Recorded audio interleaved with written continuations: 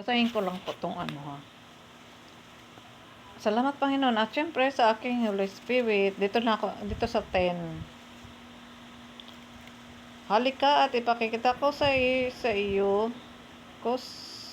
ipapakita ko sa iyo ang babaeng nakakaisang dibdib ng kordero. Nilukuban ako ng espiritu at inihatid ako ng anghel sa ibabaw ng isang napakataas na bundok. Ipinapakita niya sa akin ang Jerusalem. Mag-react siya dyan sa sa 10. Sa Jerusalem na lungsod na bumababa mula sa langit, buhat sa Diyos. Nagliliwanag ito dahil sa kaningningan ng Diyos, kumikislap na gaya ng hiyas na hasping sinlinaw ng kristal. Ang pader nito'y makapal at mataas at may 12 pinto. Bawat isa ay may bantay na anghel na kasulat sa mga pinto ang pangalan ng 12 lipi ng Israel. 3 ang pinto ng bawat panig. 3 sa silangan, 3 sa timog, 3 sa hilaga, at 3 sa kanluran. Ang pader ng lungsod ay may 12 saligang bato at nakasulat dito ang pangalan ng 12 apostol ng Kordero. Amen po. Tingnan mo to. Yung 12 lipi. Tayo divide by 3. 12 divide by 4 pala. Tapos bawat pinto ay merong tatlo ba? Tatlo lang. Yung mula sa lipi. Itong lipi mula sa lipi ni Israel, ni Judah, ni Jacob, ni Ruben. Sino pa ba 'yon? At marami pang iba. Sila Dan, si Benjamin, yun, marami pang iba. At nahati sila sa tagtatatlo sa 4. Sa 4 na pinto. Oh, tingnan mo, nandito oh. Ewan ko lang kung ngayong kasalukuyan to.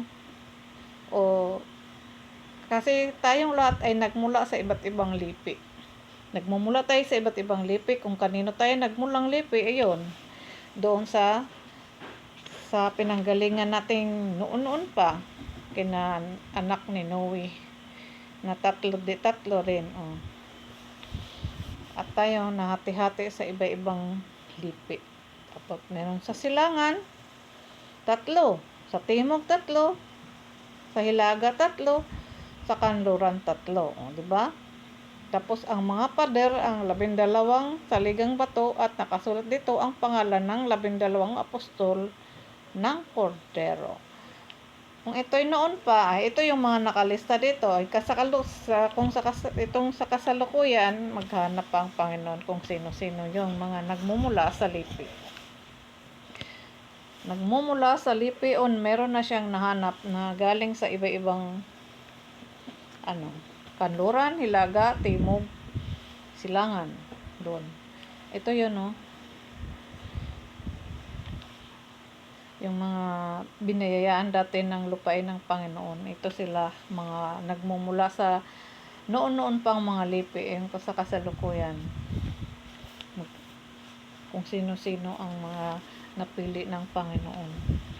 Kung sino-sino ang nagmumula sa iba't ibang lipi, sa 3 lipi na galing kay Noah, na si Sem, si Japet, at saka sino yung isa? Hindi ko makaano yung isa eh. Basta 3, di ba? 3 yung anak ni si Cam ba yun? Anak ni, nag-react tuloy yung Holy Spirit ko. Ito, hati-hatiin sila sa 3 by 4. Silangan, hilaga, timog, kanluran. Di ba? Tapos, ang pagparusa din ng Panginoon, hindi sa silangan, hindi sa kanluran, hindi sa timog, hindi sa ano ba yun? Sa hilaga. Nakasulat din yun sa Isaias yun eh. Darating siya para parusahan ang bawat bansa. Di ba? Yun yung mga ito yung sa apat na ano sa bali tatlo. Ito. Tapos yung mga pangalan nakasulat sa bawat pinto nila. Tatlo ang pinto rin. Oh. Nakasulat naman dito. Oh. Pangalan ng 12 apostol ng Kordero. Doon sa mga pader at ng lungsod na may 12 saligang bato. Nakasulat doon. Halimbawa, mula ka sa lahi ni Dan. Nandito na yan. Sa lahi ni Neftali, Meneses, Simeon, Levi, Isakar, Zebulun, Jose, Benjamin, si Judah, si Gad pala, Gad. Walang Dan. Si Gad pala to eh. Si Israel, si Ruben, si Aser, doon. Tatlo bawat apat. Pinaghati-hati. Kung noon pa to, mga dating apostol. Sino yung mga tinawag ng Panginoon? Malalaman natin. Yung iba alam tong mga family tree na ganito. Marunong sila eh. Ako hindi. Tama naman yun. Kung paano mag-trace ng mga lahi-lahi. Alam niyo yan. Mga scientists, alam na. Kung sa dugo papadaan, makikita nila yan. Kung sa balat, hindi ko alam. Nakasulat naman lahat dito. At mula sa bawat pinto, 12 pinto, kasi tatlo nga naman. Tatlong ano.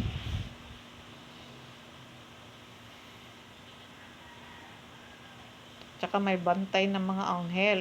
Di ba? Bawat pinto, may mga bantay na anghel. Nakasulat Nakasulat sa mga pinto ang pangalan ng 12 lipi ng Israel. 12 lipi ni Israel. Kaya, sino yung mga tinawag ng Panginoon? Malalaman talaga natin yun. Kung nakompleto na yun o ano. Pag nakompleto, hindi ko alam kung anong mangyayari sa atin. Baka mag-umpisa na. Kaya dapat magbago na tayo. Tanggapin natin ang Panginoon para ang biyaya na itatalaga niya sa bawat isa sa atin ay yung tatak ng espiritu. Bagong espiritu, bagong puso. Yun yung tatak. Tatak.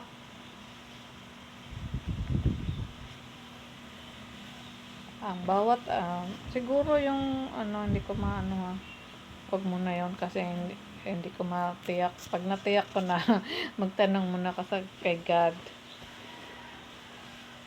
Yun lang, salamat hanggang, hindi pa ako naputol. Mamaya tigukin na naman ako eh.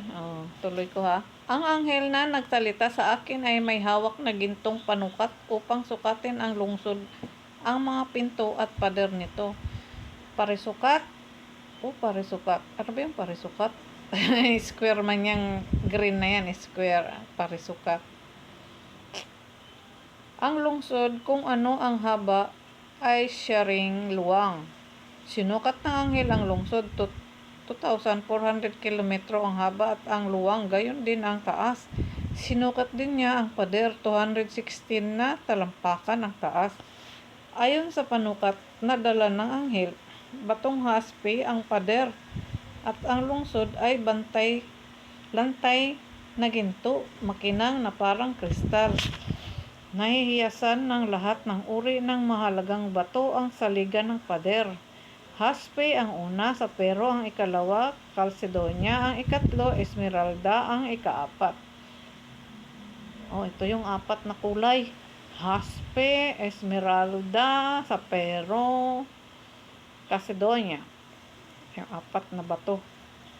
At ang ikaapat, Onese ang ikalima, marami pala. Onese, Cornelia ang ika-6, Crisolito ang ikapito, Berilio ang ikawalo, Topacio ang ikasyam, Cresopaso ang ika-10, Jacinto ang ika-11, Amastisya ang ika-12, Perlas ang 12 pinto, bawat isa'y yari sa isang perlas. Ang 12 pinto yari sa isang perlas. Lantay na ginto ang lansangan ng lungsod at kumikinang na parang kristal. Nag-react siya dyan sa 21. Tapos, napansin ko na walang templo sa lungsod sapagkat ang Panginoong Diyos na makapangyarihan sa lahat at ang Kordero ang pinakatemplo roon. Hindi na kailangan ang araw o ang buwan upang liwanagan ang lungsod. Nandito yung Holy Spirit ko sa lungsod. Nagpakita siya ngayon. Pagkat ang kaniningan ng Diyos ang nagbibigay liwanag doon at ang Kordero ang siyang ilawan. Sa liwanag nito'y lalakad ang lahat ng tao at dadalhin doon ng mga hari sa lupa ang kanilang kayamanan. Mananatiling bukas sa buong maghapon ang mga pinto ng lungsod, sapagkat hindi na sasapit doon ang gabi. Dadalhin sa lungsod ang yamat dingal ng mga bansa. Alam mo? Ngunit hindi makakapasok doon ang anumang bagay na marumi. Tandaan natin, mga bagay marumi na paningin sa paningin ng Diyos. Ang sino mang gumawa ng kahihiyan at ang mga sinungaling, yaon lamang may mga pangalang nakasulat sa aklat ng buhay na iingatan ng Kordero ang makapasok sa lungsod. Ipapakita rin sa akin ng anghel ang ilog nang nagbibigay buhay. Ang tubig nitong sinlinaw ng kristal ay bumubukal sa trono ng Diyos at ng Kordero at umaagos sa gitna ng lansangan ng lungsod na magkabilang panig ng ilog na may punong kahoy na nagbibigay buhay. Ang bunga nito'y iba-iba bawat buwan at nakalunas ng sakit ng mga bansa ng mga dahon nito. Walang masusumpungan doon na anumang sinumpa ng Diyos. Matatagpuan sa lungsod ang trono ng Diyos at ng Kordero at sasabihin siya ng kanyang mga lingkod. Makikita nila ang kanyang mukha at masusulat sa kanilang noo ang kanyang pangalan. Dooy walang gabi at hindi na sila nangangailangan ng mga ilawan o ng liwanag ng araw pagkat ang Panginoong Hari hari sila magpakailanman. Hari sila. Marami no? Maraming hari. Diyos ang magiging ilaw nila at maghahari sila magpakailanman. O, kita mo, pangako dito, magpakailanman. Nag-react siya dito. Dito sa 3. Walang masusumpungan doon na anumang isinumpa ng Diyos. O, nag-react siya dyan. Kasi bawal makapasok doon na doon sa mga mga lipi na napili na doon, no? Nakasulat naman dito. Yung mga bato. Ang mga pinto ay puro perlas. Saan ka ba doon? High-tech. Ang yaman-yaman ng Panginoon natin, di ba? Dadalhin sa lungsod tapos hindi na kailangan ng ilaw dahil siya na yung magliliwanag sa lahat, sa bawat sulok. Bawal ang mga marurumi. Naku po. Sino mang gumawa ng kahihiyan, bawal doon. Bawal, hindi na makakapasok. Hindi ka makakapasok talaga doon. At hindi nakasulat ang pangalan natin. Paano pag hindi nakasulat? Hindi kasi natin tinanggap, no? Hindi natin tinanggap ang Panginoon pag dumating yung panahon na to. Kaya dapat ngayon pa lang, para pa naman siyang kidlat kung dumating. Kisap mata lang kung dumating ang Panginoon. Magniningning ang bawat isa. Kung nagniningning ang Panginoon, lalo tayo rin magniningning kung tayo makakasama dito. Dito sa nakasulat sa pahayag. Sa pahayag sa Bagong Jerusalem. Ang daming mga bato, klase-klase ng bato.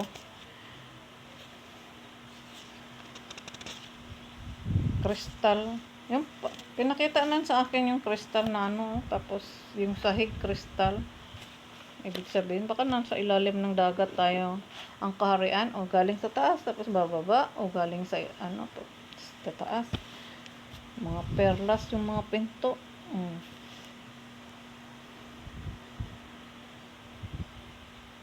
216. Andi, ang laki, no? Malaki nito, ang sukat din niya. Pero pag marami tayo, pwede naman ang Panginoon magkagawa ng paraan. Pag masobrahan ng ito, sukat dito, siguro maliit pa to. Sa dami na ngayon ng tao at nagbalik lahat sa Panginoon, ma-expand yan. Diba? Wala na, nasa ba yung isa? Lalakad ang lahat ng tao at dadalhin doon sa mga hari sa lupa. Mga hari sa lupa. Sino kaya yung mga hari? Ang panahon na yan, no? Darating na yan. Sino-sino kaya yung mga haring yon? At manatiling bukas maghapon ang mga pinto. Nag-react yung Holy Spirit. Ang dami.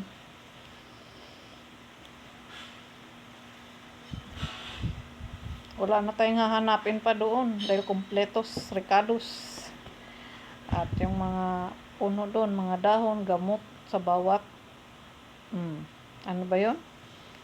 Walang masusumpungan doon na anumang sinumpa ng Diyos. Kaya kasi lilinisin, malinis talaga, dapat talaga tayong magbago tayo talaga. Lilinisin niya talaga tayo lahat bago tayo biyayaan ng bagong espiritu, bagong maging bagong anyo tayo. Tapos lahat magniningning tayo doon sa isang bagong Jerusalem. Jerusalem na makalangit na yon, hindi na yung Jerusalem na makalupa. Kaya ang Jerusalem na makalupa yung sa Zion, di ba yun? Sa Zion. Yung dun kay sino ba yun? Yung alipin na si Agar. Ay, nag-react yung Holy Spirit ko. Di ba yun? Siya yung kwento doon kay Abraham. Ang alipin ni Abraham, nagkaanak sa doon. Kasi yun, alipin ni Abraham. At sa ba yun? Nagliwanag dito kanina yung lungsod. Buwan, Kailangan ng araw o ang buwan upang liwanagan ang lungsod ng pagkat ang kaningningan ng Diyos ang nagbibigay liwanag doon sa buong lungsod. Lungsod na yun, hindi na baryo, hindi na lungsod ng tawag doon. Dito sa lungsod yung liwanag, nagpakita siya ngayon sa akin. Araw-araw naman siya nagpapakita, kaso nga lang dito sa Bible ngayon uli bumalik siya.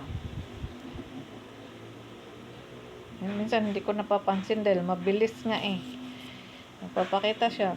Minsan tumitigil talaga yung liwanag na yun, nagtitigil para makita ko siya. Bago pag nagsalita na ako nakita ko na siya doon, nawawala na siya. At mawala na siya ngayon. Kanina doon siya habang nagbabasa ko. Nung natapos na at nasabi ko na nagpakita, nawala na siya. Ngayon wala na, hindi na siya. Pero dati talagang tutungtong yan siya doon. Pag ayaw niya pang umalis, hindi talaga siya aalis. Yun ang ng Holy Spirit para sa akin. Nagpapakita siya sa akin. Minsan saglit lang, minsan lang. Kaya kailangan talaga mabilis yung mata ko. Apat na yung mata ko. Kailangan talaga mabilis ang mata ko kasi yung kahit nga yung sa bibigay nilang pangitain, yung kahapon yung nag-stop yung mga sasakyan at meron ding bibig, umistop yung bibig, tumigil kumbaga yung bibig, parang ang bibig puno ng pagkain tapos tumigil yun.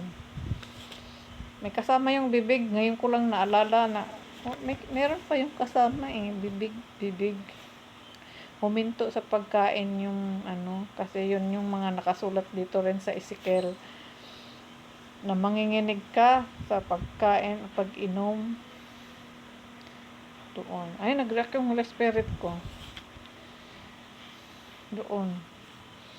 Manginginig ka talaga, lalo na pag may kalamidad dumating, tapos natsempuhan ka kumakain. O, di ba? Takot na takot ka ngayon. O, hindi mo alam kung anong gagawin natin kasi pag dumating yung mga, wag naman sana po, mga kalamidad, bigla-bigla, kung anong ginagawa mo. Ganon din yung pagdating ng Panginoon. Kaya, lagi tayo dapat handa dahil pag nadatnan tayo sa maling paraan, nasa paggawa ng pagnanakaw, paggawa ng panghahalay, pangangalunya, o pagpatay, o pagsisinungaling, pag natsimpuan tayong nadatnan tayo ng ganun, talagang hindi tayo hindi tayo ng Panginoon ay nagkasala tayong lahat sa pagdating niya eh. Nadatnan tayo ng ganun. Kaya dapat nga, kailangan talagang handa tayo araw-araw dahil hindi natin alam kung kailan ang pagdating ng Panginoon. Tingnan mo yung kalamidad, oh.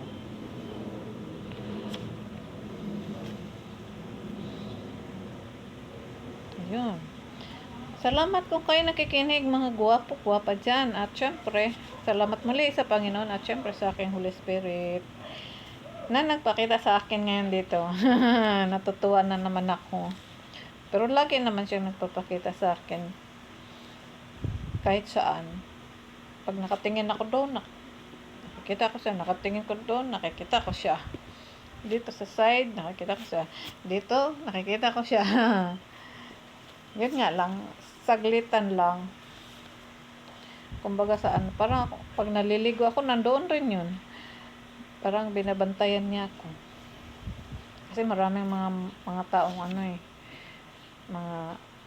alam niyo na yun. Kaya pag naliligo ako, sinasabi ko na sana bantayan niya ako para hindi ako makita. Marami kasing mga dyan eh. Ayan na naman ang green. Bakit kaya ang green gustong-gusto niyang kuhanan yung picture ko? Kaya nag-react siya. Ang dami ng reaction ngayon. Baka patigilin niya ako ng pagsasalita. Kasi yung iba sabi nga, keep your mouth shut. Hindi naman kasi pagka ayaw ng Panginoon na magsalita ako, iniikom niya yung bibig ko. Totoo yan. Kasulat rin yan dito. Hipuin yung bibig mo. Pag ayaw niya yung nagdadala ko, hipuin niya. Tapos pagka meron akong mga sinasabi na magre-reply yan sa akin. Makikita ko yan sa mga mensahe.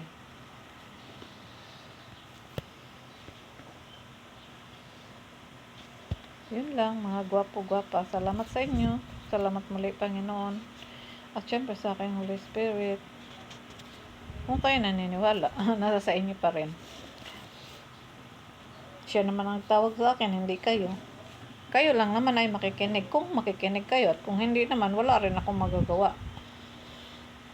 Baka matulad tayo sa panahon ni Noe na ang tagal na niyang panahon gumawa ng tapos yung mga tao nag-happy-happy. Kain nandito, kain doon, tapos hindi siya pinapakinggan, binabaliwala. At ngayon, iba naman ang paraan ng Panginoon. Andun pa rin yung mga propesiyang binibigay niya sa akin, nandoon pa rin lahat. Yung mga propesiyang ginawa niya dati, nandito, pinapakita niya pa rin sa akin, yung mga usok, yung mga sunog, yung mga baha, yung malaking alon, pinakita niya sa akin dati. Yung pagkatapos ng baha, nakita ko yung mga kalat na pinakita niya sa akin. Mga ganun, mga baha, yung mga usok na itim, yung mga yelong ang kapal-kapal na, pinapakita talaga yan sa akin. Ngayon, bago naman yung kotse naman na naka-stack up at saka bibig. Mga bibig. Isa lang yung bibig nakita ko, hindi mga isa lang. Ay di syempre tayong lahat, pagka natulalay talaga tayo pag biglang may dumating na sakuna, wag naman.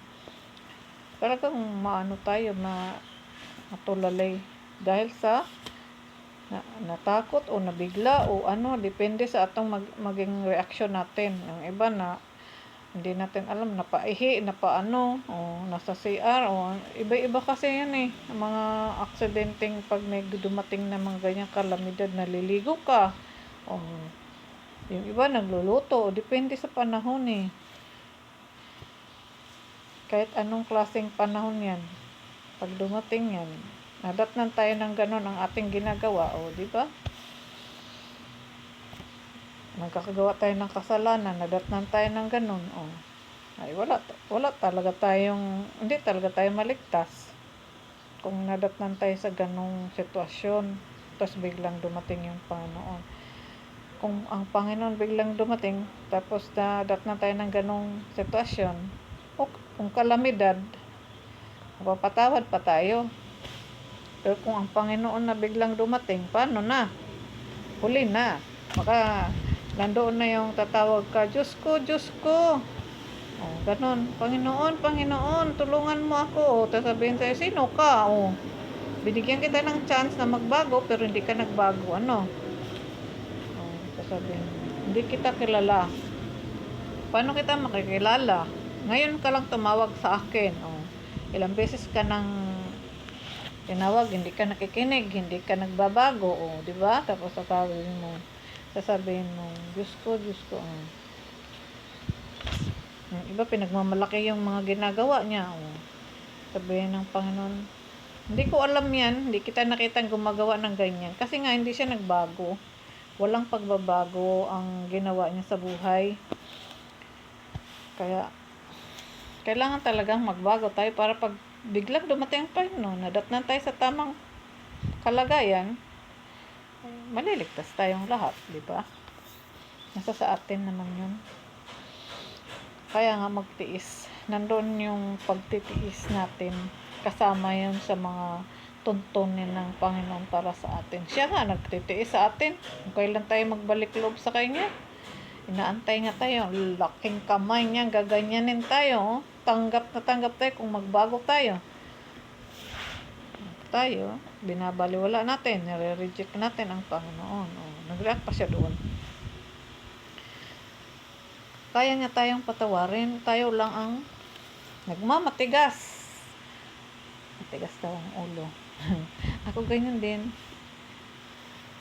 Lahat naman tayo, may ganong katigasan ng ulo. Hindi lang naman ako, tayong lahat. Siyempre, hindi ako sumusunod sa tao. Ang sinusunod ko yung Panginoon. Kung ano yung ano niya. Ang dami niya nga mensahe kanina sa akin. Sabi ko, Panginoon, hindi ko maintindihan. Tapos dito, pagka nagbasa ko na, doon siya nagre-react sa mga pinagbabasa ko. Di, nandoon pala yon. Yung mga gusto niyang ipahayag ko sa ating lahat. Yung mga gusto niyang marinig nating lahat. Kaya doon. Kaya ngayon pa lang, magbago na tayo dahil hindi natin alam kung kailan darating ang Panginoon at walang makakahula. Pero nakapakita niya sa akin, pakita niya sa akin, tapos hindi na ako makaano sa social media. Hindi ko alam paano ko may papahayag yung ganon mga bigla-bigla.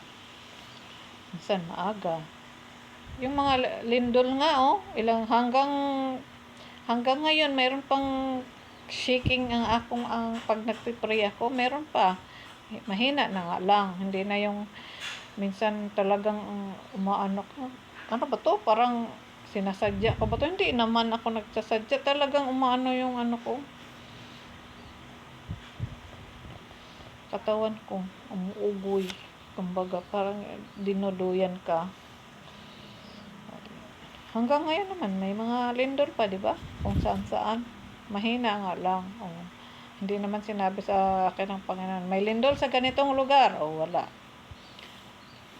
Wala siyang ginanon. Nag-react tuloy siya.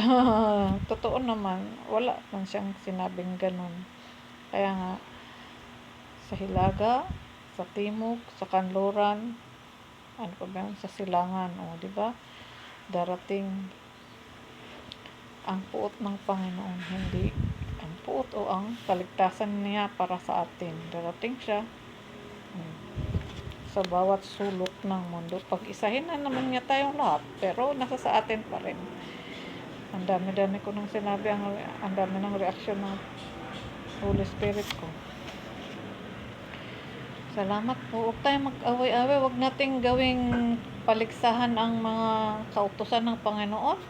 Magagalit siya sa atin. Lalo tayong ginagawa nating sugal ang mga kautusan ng Panginoon. Wala na kayong, ang tao ginagawa na nilang paligsahan para yung mga yaman nila. Gusto nilang i-dul-dul dyan sa mga ganitong mga palaro na sagrado. Wala talaga yan silang mga Pag pinarusahan tayo ng Panginoon, ako, ewan ko sa inyo, binigyan na nga tayo ng warning, Tingnan mo siya nilalapastangan niyo ang aking pangalan. Kaya daw siya naparito para niya yung pangalan niya. Yung iba kasi, yung pangalan ng Panginoon. Kahit anong nakalagay dito, Panginoon pa rin natin yan siya. Kahit iba-iba lang nga ang katawagan natin. Ang iba kasi nilalapastangan Maraming ganon. Kasi iba-iba nga naman ang interpretasyon ng pinapasulat dito ng Panginoon. Inuutusan niya ang mga apostol dati. Tapos ngayon, lapastanganin niyo yung pangalan ng Panginoon. Di ba? Yung mga gumagawa nun, kawawa yan sila. Darating ang panahon, ewan ko lang kung anong gagawin sa inyo ng Panginoon. Wala kayong pagpapahalaga sa mga sagradong salita, sagradong mga bagay. Wala namang bagay, salita lang ng Panginoon nakasulat dito. Nilalapastangan yung pangalan ng Panginoon, di ba? Kaya pinabasa niya yung sa akin, yung nandito dito ba yun? Sa pahayag o sa sa Ezekiel.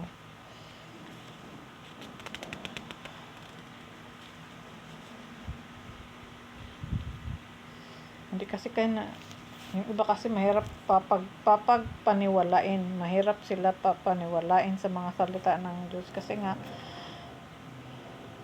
mula bata pa, wala silang nakuhang aral na mabuti mula sa Panginoon. Kaya ganun.